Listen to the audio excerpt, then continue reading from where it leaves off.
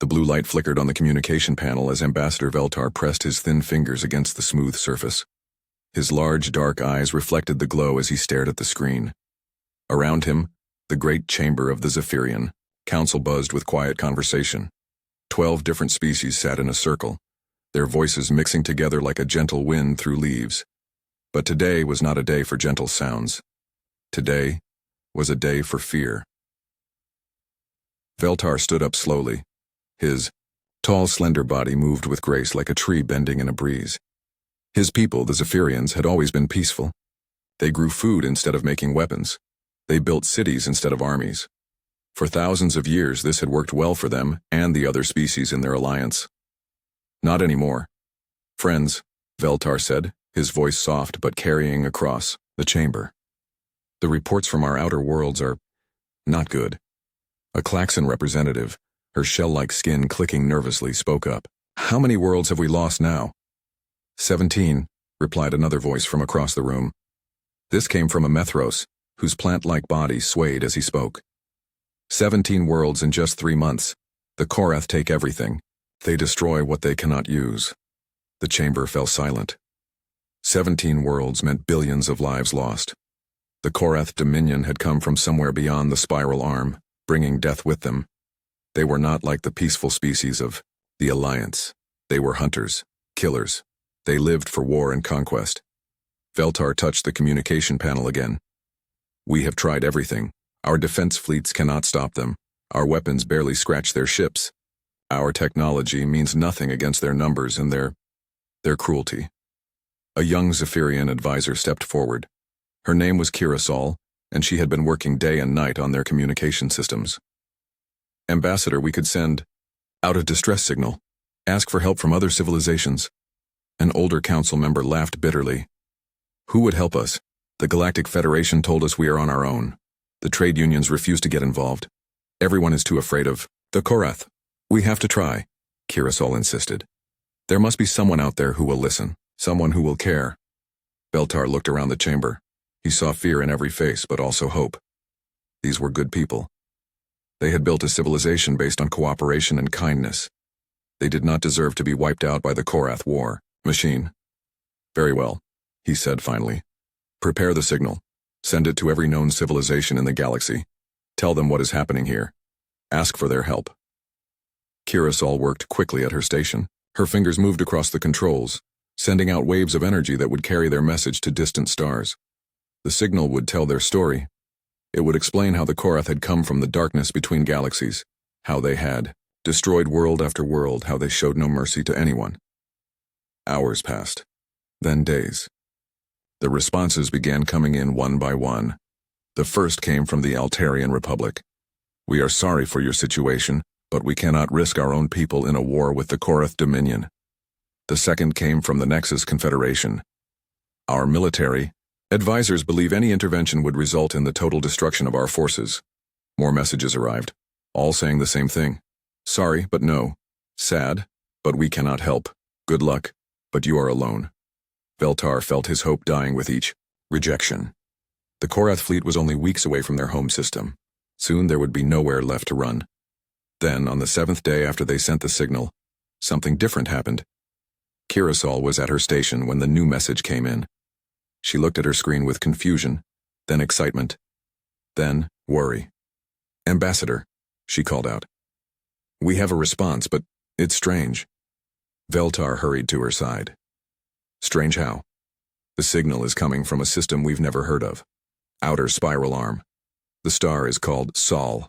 The planet is called Earth, and the species, she paused, checking her translation systems. They call themselves humans. Humans? Veltar had never heard the word before. What do we know about them?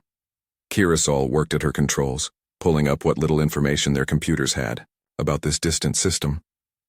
Not much. The star is small and yellow.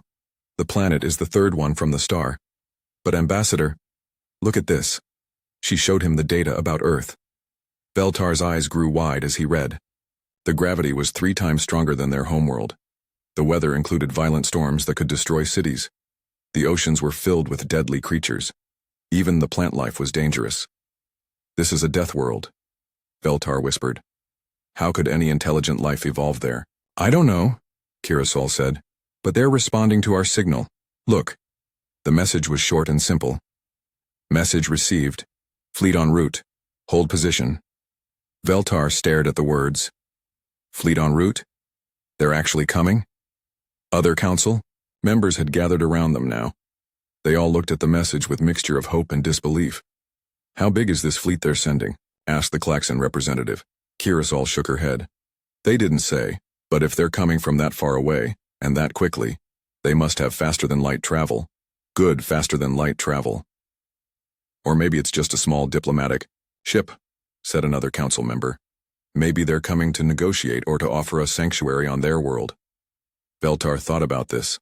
A death world with 3 times normal gravity and deadly storms. It would not be much of a sanctuary for his people.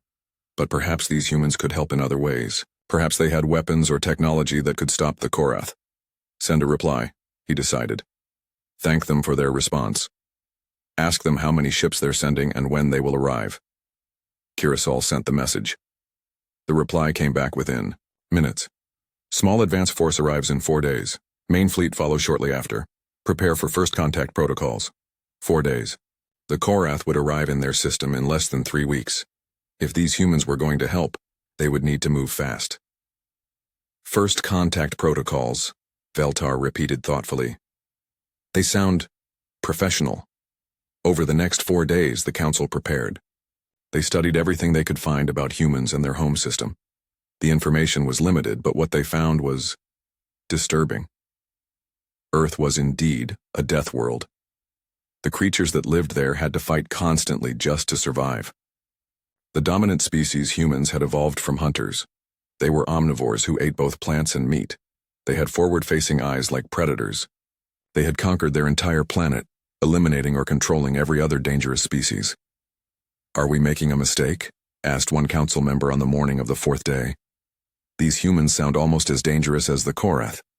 Veltar looked out at the stars through the great window of the council chamber.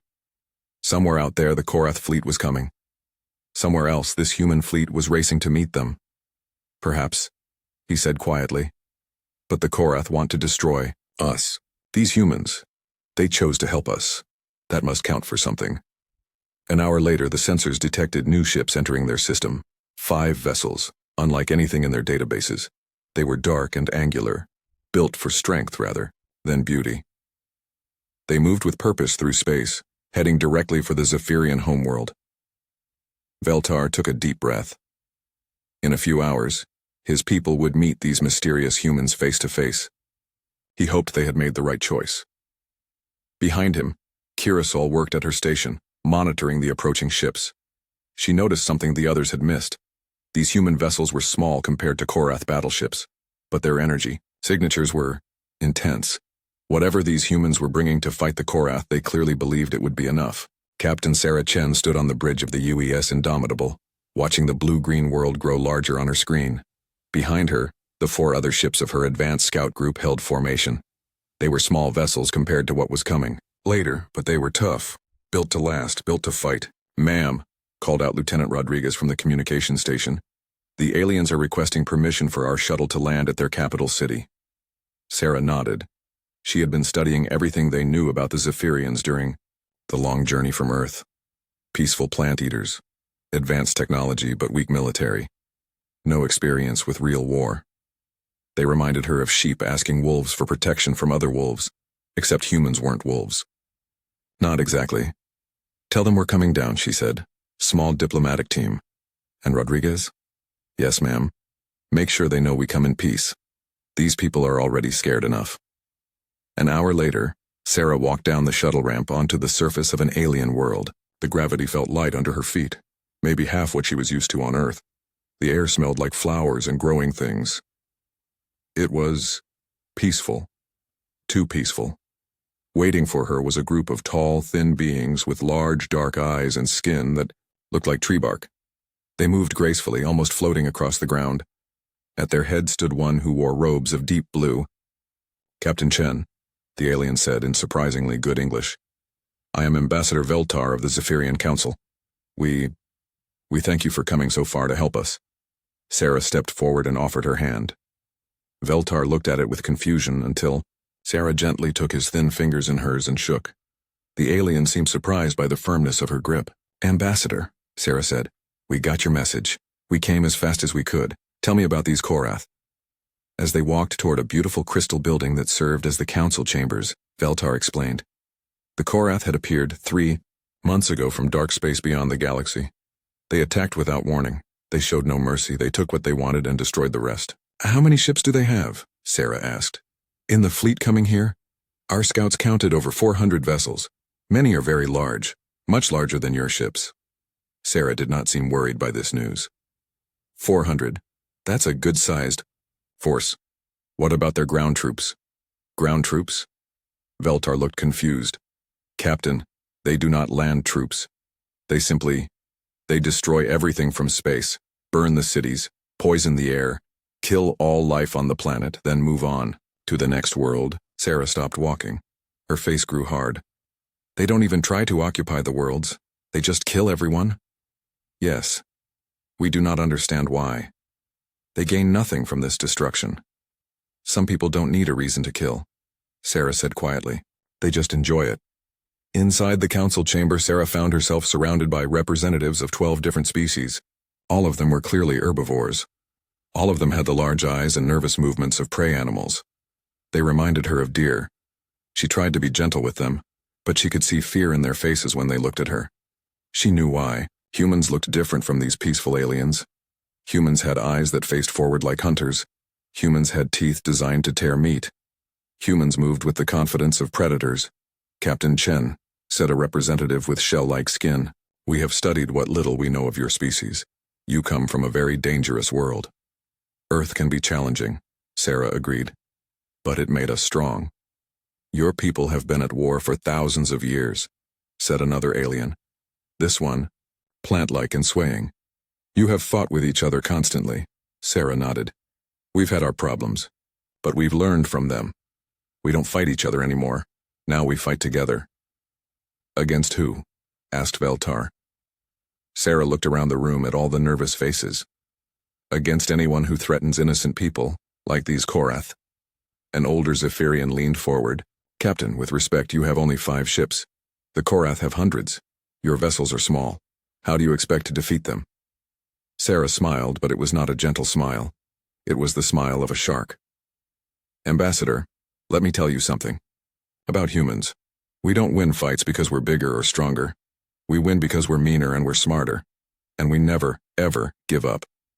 "But surely you cannot fight so many ships with so few," insisted the Klaxon representative. "You're right," Sarah said. 5 ships can't defeat 400, that's why the main fleet is coming. Admiral Rodriguez will be here in 6 days with over 300 vessels." The aliens looked at each other with hope and worry. Hope because the humans were bringing many ships. Worry because they were starting to understand what kind of creatures they had invited into their peaceful system. "Captain," Veltar said carefully, "your species evolved from hunters, yes? You are predators?" "We're omnivores," Sarah corrected. "We eat plants and meat both. And yes, we evolved from hunters. But we also evolved from prey. We learned to work together to survive. That's what makes us different." "Different from what?" asked the plant-like alien. "Different from the Korath. They hunt alone like big cats. We hunt in packs like wolves. Big difference." The room fell silent as the aliens tried to process this information. These humans were predators, just like the Korath. But they claimed to be here to help. It was confusing. Veltar broke the silence. "Captain, may I ask why your people decided to help us? What do you gain from this?" Sarah was quiet for a moment. Then she said, "Ambassador, when I was a child, I lived in a small town on Earth. One day, bad people came to our town. They wanted to hurt everyone just because they could. Do you know what happened?" The aliens waited for her to continue. "Other people came to help us. People from far away who didn't know us at all. They fought the bad people and drove them away. Many of them died protecting strangers. I asked one of them why he came, and he said something I never forgot." "What did he say?" Veltar asked. "He said that when someone calls for help, good people answer. It doesn't matter if you know them or not. It doesn't matter what you get out of it. When innocents are in danger, you help them. That's what makes you human." The council chamber was very quiet. The aliens looked at this strange predator, who spoke of protecting innocents and helping strangers. It did not match what they expected from a hunter species. "Your main fleet," said Veltar finally. "When will it arrive?" 6 days, Sarah repeated. "Maybe 5 if the Admiral pushes the engines hard." "And the Korath fleet?" Sarah checked her wrist device. "According to our scouts, they'll be here in 12 days. That gives us time to prepare." "Prepare for what?" asked the klaxon. Sarah's smile returned, sharp and dangerous. "For war, Ambassador. Real war. The kind your people have never seen before." As the meeting ended and the aliens dispersed, Veltar walked with Sarah back toward her shuttle. The human captain moved differently from the peaceful beings around her. She moved like something that had never been prey. "Captain," Veltar said, as they reached the landing pad, "are you certain your fleet can protect us? The Korath have never been defeated." Sarah stopped at the bottom of her shuttle ramp. She looked up at the alien sky, where stars were beginning to appear as the sun set. "Somewhere out there, a fleet of killers was coming to destroy this peaceful world. Ambassador," she said, "the Korath have never fought humans before. They've been bullying sheep. Now they're about to meet wolves." She walked up the ramp, leaving Veltar standing alone in the growing darkness. Above them, the 5 human ships orbited silently, waiting. Small ships, but somehow they made the vast emptiness of space seem less empty, less lonely. In the council chambers that night, the 12 species debated long into the darkness. Some thought they had made a mistake calling these dangerous humans. Others believed it was their only hope. All of them wondered the same thing. When the killing started, would these human wolves remember which side they were supposed to protect? The alarm started screaming at 0347 ship time. Captain Sarah Chen rolled out of her bunk and into her uniform in one smooth motion. Years of military training had taught her to wake up ready for war. She was on the bridge of the Indomitable in less than 3 minutes. "Report," she barked as she dropped into her command chair. Lieutenant Rodriguez looked up from his sensor station with a pale face. "Captain, long-range sensors are picking up a massive energy signature at the edge of the system. It's huge, ma'am." Sarah felt ice form in her stomach. "How huge?" "Over 200 ships, ma'am. Much bigger than we expected. And they're moving fast. They'll be here in 8 hours, not 12 days. Sarah closed her eyes for a moment. The main fleet wouldn't arrive for 4 more days. 5 small human ships against 200 Korath warships. The math was not good. She opened her eyes and pressed the communication button. "All ships, this is Indomitable. Red alert. Battle. Stations. This is not a drill." Around her, the bridge crew moved with practiced efficiency. They had trained for this moment their entire careers. They were ready to fight. Ready to die if necessary. "Ma'am," called out Ensign Park from the tactical station, "should we pull back and wait for the main fleet?" Sarah looked at the tactical display showing the approaching Korath armada. Then she looked at another display showing the peaceful blue world below them. 3 billion innocent aliens lived down there. Aliens who had asked for help. Aliens who were counting on them. "Negative," she said firmly. "We hold position. Send a message to Admiral Rodriguez. Tell him the Korath arrived early. Tell him we'll buy him as much time as we can." "Captain," Rodriguez said quietly, "the evacuation of the surface colonies won't be complete for another 6 hours. If we can't hold them off..." "We'll hold them off," Sarah said. "Signal the fleet. All ships form up on us. We're going to show these Korath what Earth teaches her children." The 5 human ships moved into attack formation as the massive Korath fleet drew closer. The aliens on the surface watched through their telescopes and sensors as the tiny human force prepared to face an armada that could destroy entire worlds. "Ambassador," Veltar stood in the Council Emergency Center, watching the displays with growing horror. "They cannot be serious," he whispered. 5 ships against 200? It is suicide. Kirasol was monitoring the human communications. "Sir, they're not retreating. Captain Chen is actually moving her ships toward the enemy fleet. On the tactical display, the 5 human vessels looked like gnats flying toward a swarm of hornets. The Korath ships were massive things, built for one purpose, to bring death and destruction across the galaxy. Each one was larger than entire human frigates. The first Korath ship entered weapons range at 0955 hours. "This is General Vextar of the Korath Dominion," came a harsh voice over the communication channels. "Unknown vessels, you will withdraw, immediately or be destroyed." Sarah opened a channel to reply. This is Captain Sarah Chen of the United Earth Defense Fleet. This system is under our protection. You will withdraw immediately or face the consequences. Silence. Then harsh laughter from the Korath general. 5 tiny ships think to threaten the Korath Dominion? You amuse me, human. Watch how we deal with amusement. The lead Korath battleship opened fire with weapons that could level mountains. Brilliant energy beams lanced out across space toward the small human fleet. The humans scattered. What happened next shocked everyone watching, Korath and Zephyrian alike. The human ships didn't just dodge the attacks, they accelerated at forces that should have killed their crews. They twisted and turned through space like fighters instead of capital ships. They moved in ways that seemed to ignore the laws of physics. Impossible, breathed General Vextar from his command ship. No organic crew could survive those acceleration forces. He was wrong. Humans could survive them, barely. Their bodies had evolved on a high-gravity world. Their bones were dense, their muscles strong, their hearts powerful. What would kill other species only made humans dizzy. The indomitable dove straight down through the Korath formation, her guns blazing. But these weren't the energy weapons the Korath expected.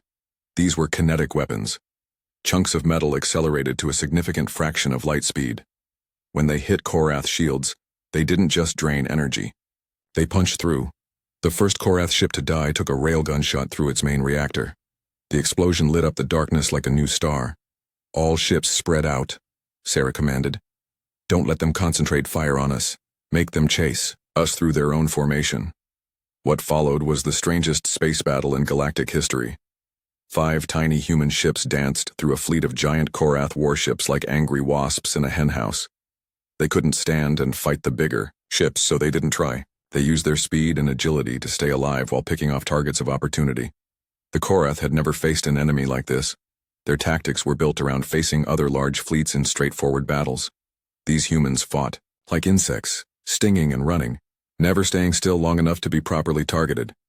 "Sir," called Vextar's weapons officer, "they're inside our minimum engagement range. Our big guns can't track them."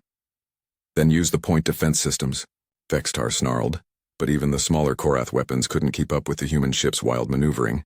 And every few minutes another Korath vessel would take a kinetic shot through something important and explode. After 2 hours of this deadly dance, the humans were finally taking serious damage. The UES Defiant lost her main engines and began falling behind. The UES Ranger took a direct hit that gutted her entire port side. The small human fleet was dying by inches. Sarah looked at her tactical display. They had destroyed or crippled 12 Korath ships, but over 100 remained. Her own ship was running low on ammunition and had lost half its maneuvering thrusters. "Captain," Rodriguez called out, "massive explosion on the surface. They're starting to bombard the cities." Sarah saw red. The Korath weren't just trying to defeat the human fleet. They were killing civilians while the battle raged, murdering innocents to make a point. That was a mistake. "All ships, new target priority," Sarah announced on the fleet channel. "Any Korath ship firing on the surface is now priority 1. I don't care if it's a battleship and you're a frigate. You ram the bastard if you have to." The remaining human ships changed course, diving toward the Korath vessels that were bombarding the planet. The aliens on the surface watched in amazement as human ships deliberately flew into the path of weapons meant for cities, taking hits that were intended for innocent civilians. The UES Ranger, already crippled, turned directly into the path of a Korath dreadnought that was preparing to glass an entire continent. Her captain, Commander Liu, opened his final communication. "This is Ranger. We're out of ammunition and engines are dead, but we've still got forward thrusters. Tell Admiral Rodriguez we kept our promise." The Ranger accelerated on her emergency thrusters, building speed as she aimed directly at the Korath ship's main weapon array. The dreadnought tried to turn away, but it was too massive to maneuver quickly. The collision tore both ships apart. Commander Liu and his crew of 43 died instantly, but they took the dreadnought and its crew of 800 with them, and saved 3 billion lives on the planet below. By the time the first human reinforcements arrived 4 hours later, only 2 of the original 5 ships were still fighting. The Indomitable and the UES Courage were battered wrecks, but they were still shooting, still moving, still protecting the world below. General Vextar stared at his tactical display in disbelief. His fleet had destroyed 3 of the human ships, but at a cost of 37 Korath vessels. More importantly, his bombardment of the surface had been completely disrupted. The evacuation was nearly complete. "General," His communications officer said nervously. "We're receiving a message from the remaining human ships. Put it through." "Captain." Chen's voice filled the Korath command bridge, steady despite the damage to her ship. "General Vextar, this is your only warning. Our main fleet will be here soon. You can withdraw now with what you have left, or you can stay and fight the entire United Earth Defense Fleet. Your choice." Vextar laughed, but it was not as confident as before. "You think your main fleet will fare better than these 5 ships?" "General," Sarah said, and there was something in her voice that made even the battle-hardened Korath pause. "These weren't our warships. These were our scouts. Wait until you see what we brought to actually fight with." The transmission ended, leaving the Korath command bridge in silence. Around them, the damaged human ships continued their impossible dance through the Korath formation, still fighting despite being outnumbered 50-1. For the first time in his military career, General Vextar felt a cold touch of uncertainty. What kind of species sent their scouts to fight battles that should kill them? What kind of main fleet was coming if this was just their advance guard? On the bridge of the dying Indomitable, Sarah Chen checked her chronometer. 3 hours, until Admiral Rodriguez arrived with the real fleet. 3 hours to keep 2 crippled ships alive against 160 Korath warships. She smiled grimly and turned to her crew. "Well, people, we've made it this far. Who's ready to find out if we can make history?" The space around the Zephyrian homeworld suddenly blazed with light as over 300 ships dropped out of faster-than-light travel. They appeared in perfect formation, moving with precision that made even the Korath take notice.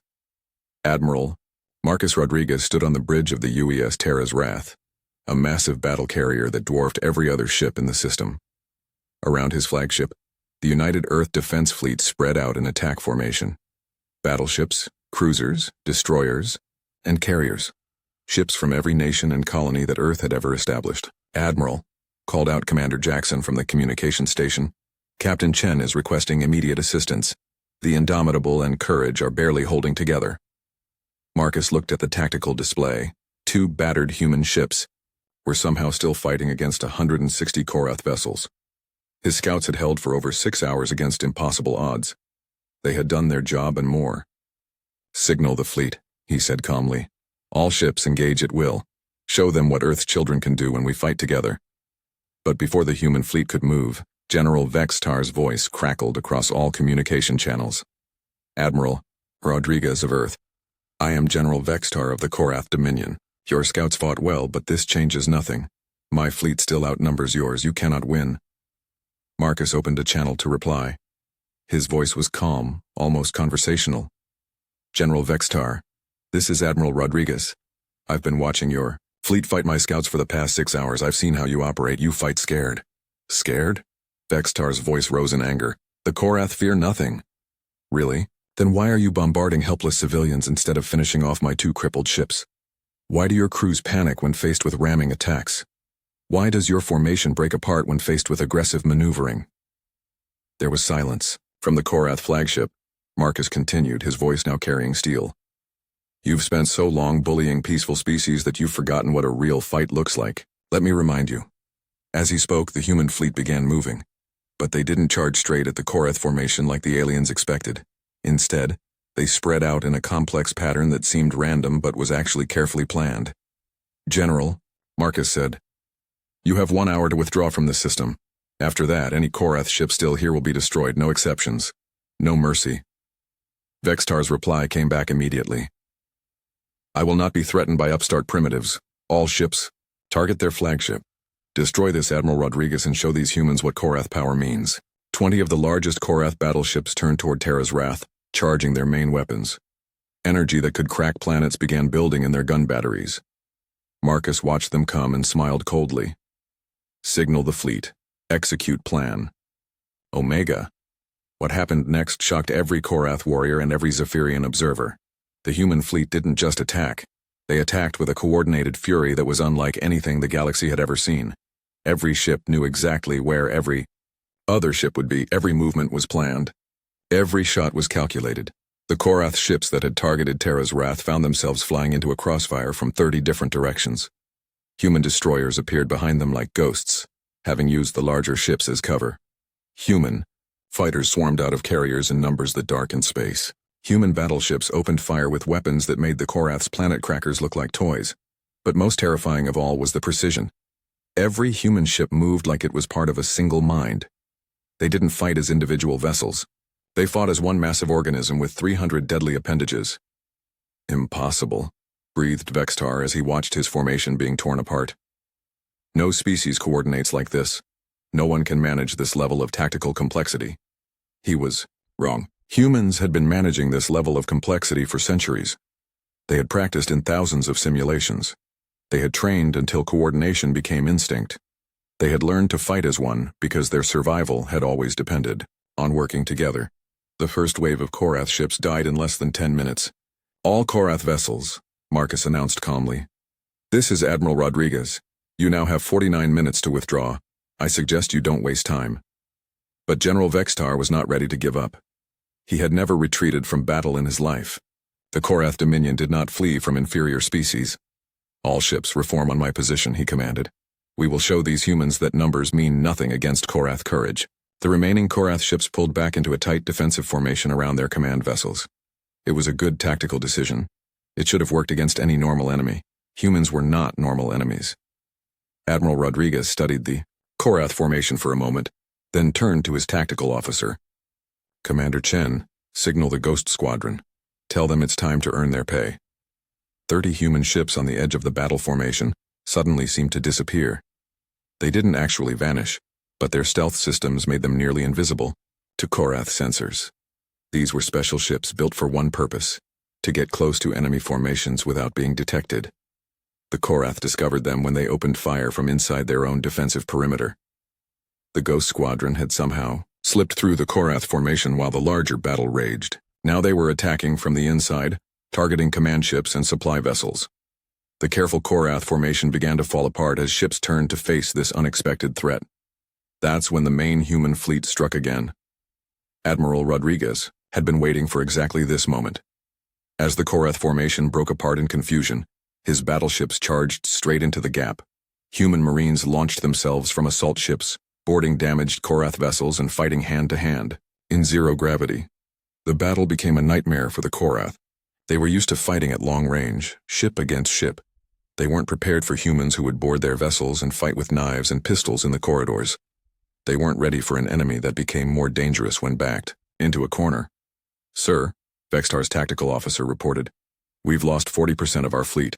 Our formation is completely broken. The humans are boarding the destroyer squadron. Vextar watched his tactical display as human boarding parties fought through his ships. He could hear the reports from his ship commanders. The humans fought like demons, never surrendering, never giving up. Even when wounded, they kept fighting. General, his communications officer said nervously, the humans are asking if you want to surrender. Surrender? Vextar roared. The Korath do not surrender. But even as he said it, he looked at his tactical display and saw the truth. His fleet was being destroyed, not just defeated. Destroyed. The humans weren't just better fighters. They were better strategists, better tacticians, better at everything that mattered in war. Admiral Rodriguez's voice came over the communication channel again. General Vextar, you now have 15 minutes left in my ultimatum. I can see from your formation that you're preparing for one final attack. Let me save you the trouble. The human fleet began moving again. This time, they formed a massive wall of steel and energy weapons, stretching across space like the edge of a blade.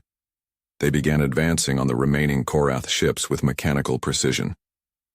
General, Rodriguez continued, you have two choices. You can order your remaining ships to withdraw now, or you can stay and watch me destroy every single vessel in your fleet, including yours. Vextar stared at the advancing human wall. Behind him, his bridge crew waited for orders. Around him, the last 100 ships of his mighty fleet prepared for what everyone knew would be their final battle. For the first time in his military career, General Vextar realized he was beaten, not just outfought, outclassed. These humans didn't just fight better than the Korath. They fought better than anyone the galaxy had ever seen. All Korath vessels, he said finally, his voice heavy with defeat. This is General Vextar. All ships will withdraw to minimum safe distance and await further orders. A wise decision, General, Admiral Rodriguez replied. You and your fleet are free to leave this system. But understand this. If any Korath ship attacks another peaceful world, the entire Earth Defense Fleet will hunt you down. There will be no safe harbor for you anywhere in this galaxy. As the Korath fleet limped away into the darkness between stars, the humans began rescue operations. They pulled survivors from destroyed ships, both Korath and their own. They treated wounded enemies with the same care they gave their own people.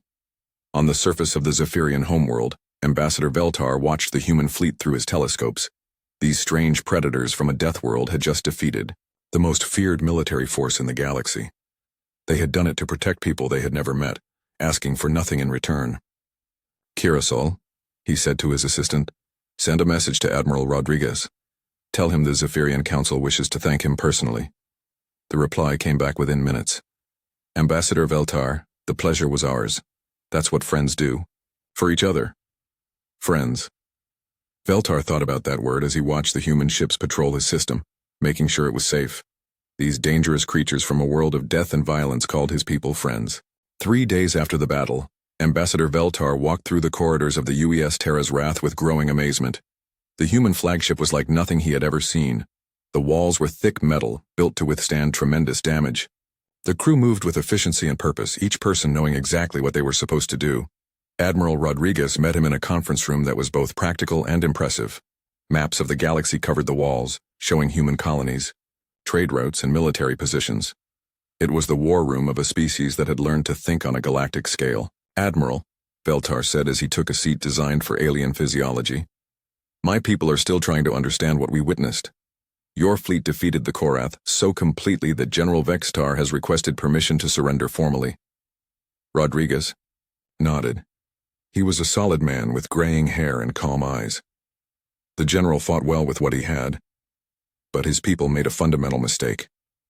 What mistake? They forgot what war is really about. War isn't about having the biggest ships or the most advanced weapons. War is about being willing to do whatever it takes to protect what matters to you. The Korath fight for conquest and glory. We fight for each other. Veltar thought about this. "Admiral, I must ask you something that my people are debating. Your species evolved from predators, yes? You are natural warriors?" Rodriguez smiled.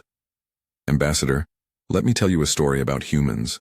10,000 years ago, we were just another animal species trying to survive on a dangerous world. We weren't the biggest or the strongest or the fastest.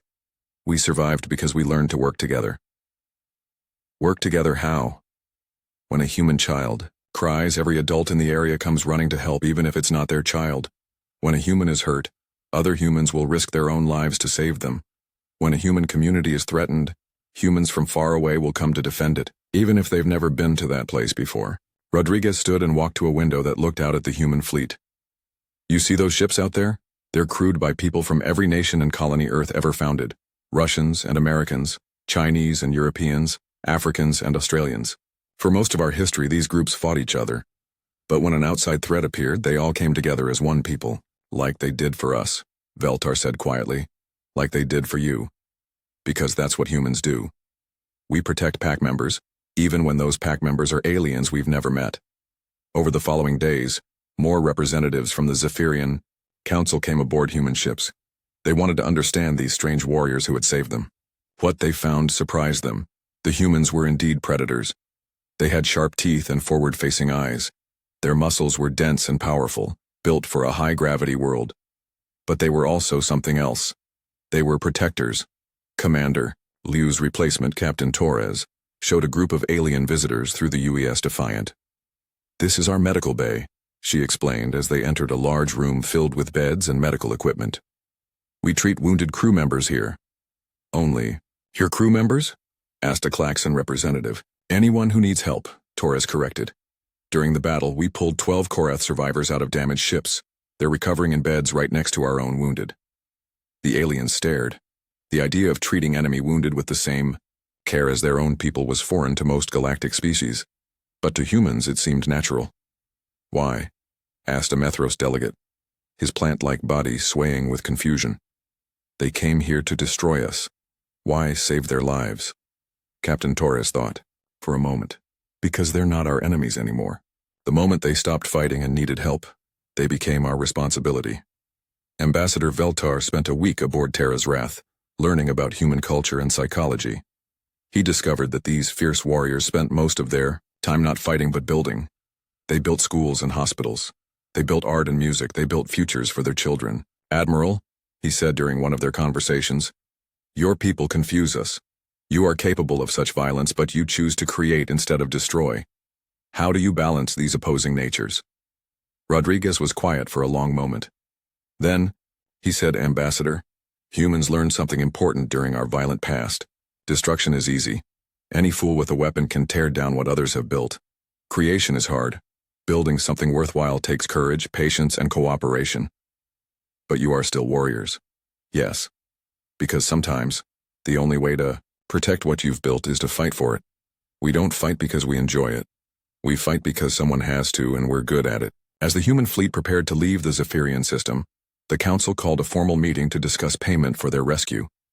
Representatives from all 12 species gathered to decide what they could offer these remarkable humans. "We could share our agricultural technology," suggested one delegate. "Human worlds could benefit from our farming methods." "Or our medical advances," said another. "Their biology is similar enough that our treatments might work." "What about territorial concessions?" asked a third. "Surely they want to establish colonies in our space." When Admiral Rodriguez arrived for the meeting, the council presented him with a list of everything they were prepared to offer: advanced technology, mining rights, exclusive trade agreements, territorial grants, the wealth of 12 civilizations, laid at his feet. Rodriguez read through the list carefully, then set it aside.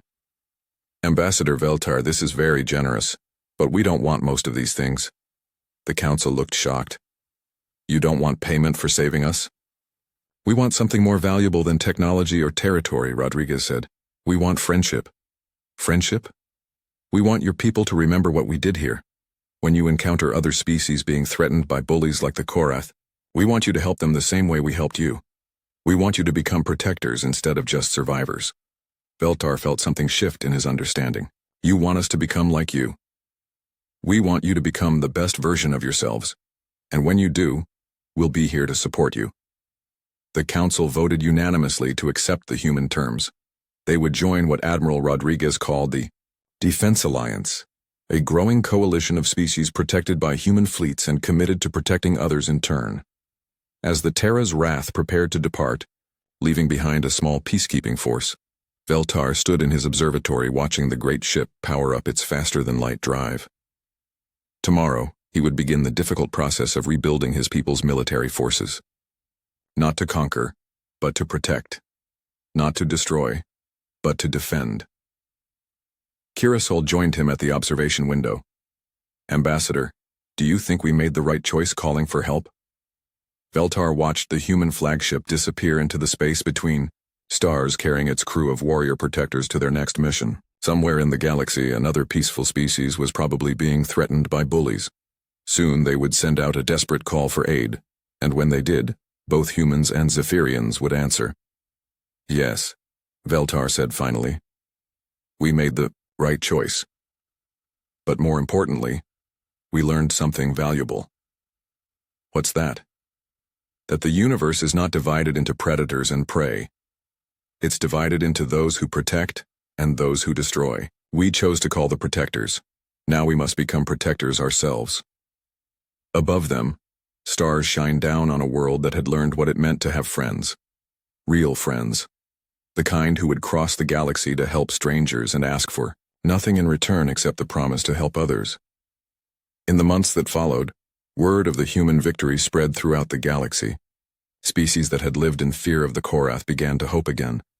The Korath themselves, their fleet shattered and their reputation broken, retreated to the dark spaces between galaxies to lick their wounds. And on dozens of worlds, peaceful, civilizations began to ask themselves a new question. If these humans could fight so hard to protect strangers, what kind of beings did that make them? The answer they were beginning to understand was the best kind of beings to have as friends. 3 years later, when the reformed Korath Dominion returned with a massive invasion fleet seeking revenge, they found something that shocked them even more than their first defeat. They found not just the human fleet waiting for them, but ships from 47 different species, all flying under the banner of the Defense Alliance. The peaceful herbivores had learned to fight, not for conquest, but for protection. Not alone, but together. The Korath took one look at this new galactic community and decided that perhaps there were easier targets elsewhere in the universe. They jumped back into dark space and were never seen again. The age of galactic bullies was over.